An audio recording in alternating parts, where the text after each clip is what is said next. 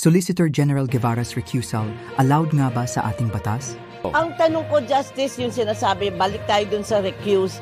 Allowed ba yun ng batas? Allowed ba yun na mag-recuse ang Solgen? At anong basihan kung sakali? Hindi po ba kinakailangan na kung ayaw niya mag-participate, mag-resign na lang siya?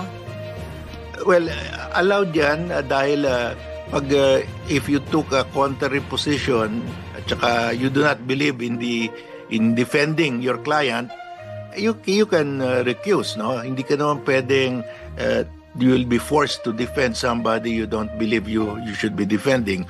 Pero yun nga, ang problema niyan, yung boss niya sinabi surrender si yan nga po. Duterte.